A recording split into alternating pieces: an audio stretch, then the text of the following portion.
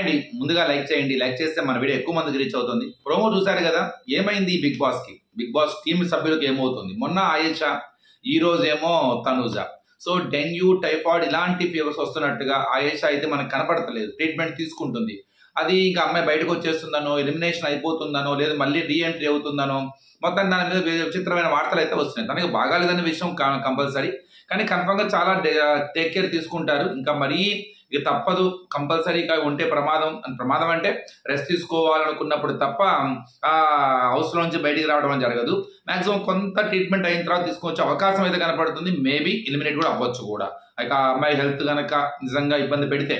Same అట్లాంటి తనూజ కూడా దగ్గు వస్తుంది, తనకు కూడా ఇబ్బందిగా ఉంది. మనం చూస్తూనే ఉన్నాం లైవ్ లో 2 రోజుల నుంచి. ఈ రోజు టాస్క్ అయిపోయిన తర్వాత తను పడిపోవటము, వీళ్ళందరూ వెళ్ళేసి కన్సర్న్ చేయడం చూసాము. ఎందుకంటే అసలు ఏం జరుగుతుంది, మేబీ నీరసం మీద వచ్చి ఉండొచ్చు. టాస్క్ కూడా నిలబడి ఆడతాం కదా, కొంత దాని మీద యాక్టింగ్ అని చెప్పి అంటాం. అది మంచి కాదది. ఆట ఆటలా చూడాలి, ఆరోగ్యాన్ని ఆరోగ్యంలా చూడాలి.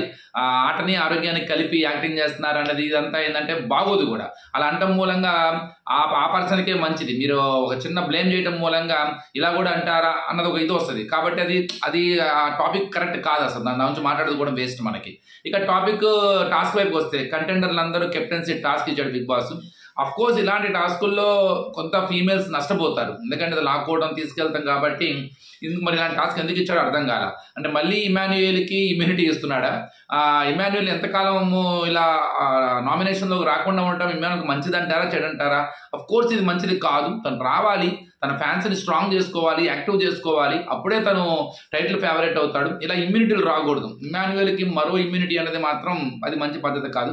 ఆ టాస్క్ ఇంకో విధంగా పెట్టినట్టయితే బాగుంది అనిపించింది. ఇంకా ఆ టాస్క్లో దివ్య చాలా ఫైర్ అవుతుంది. మీరు నిఖిల్ ఎందుకు తీయట్లేదు, మమ్మల్ని తీస్తున్నారు అని చెప్పి. ఎందుకు తీస్తుంది?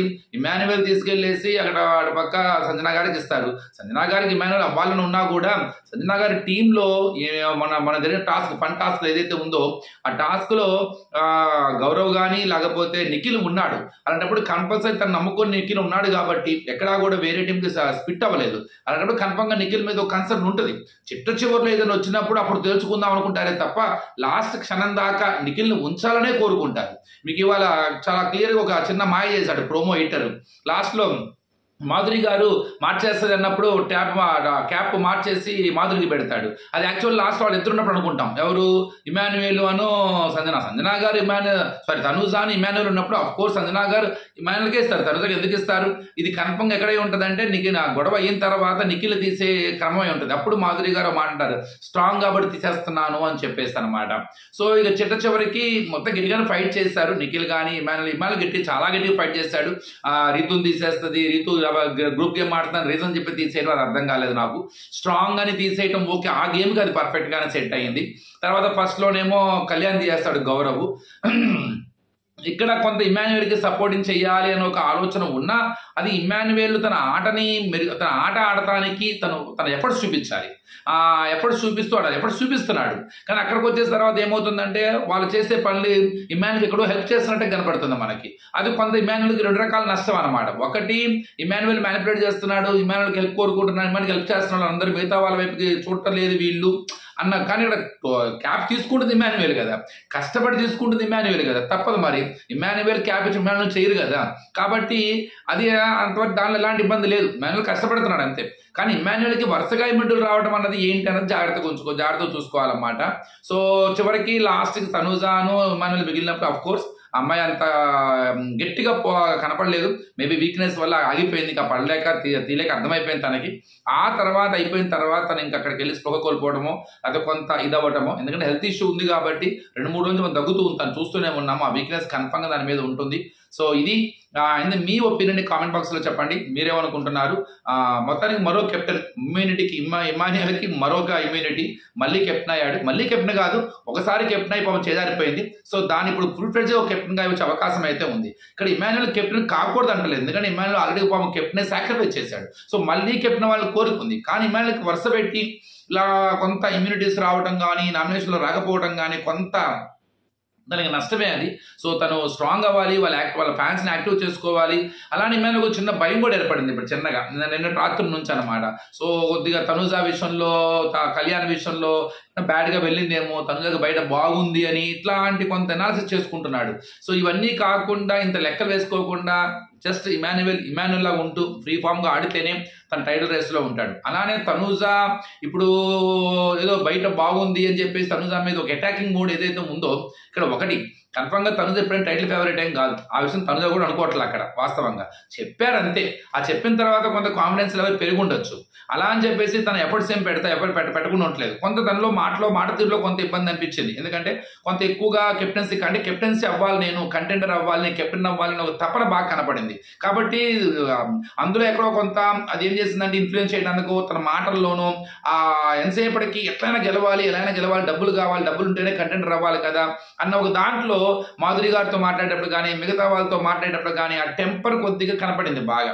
అదే మనకు ఓవర్ కాన్ఫిడెన్స్ కనపడతాం, అదే బయటకు వెళ్తాం. కానీ కన్ఫర్మ్గా ఆ అమ్మాయి చేసిన ఆ దొంగతనం వల్ల ఆ దాని వల్ల ఒక కంటెంట్ క్రియేట్ అయింది. ఆ గేమ్కి తను అది కరెక్ట్గానే ప్లాన్ చేసుకుంది, అందులో ఎలాంటి సందేహం లేదు.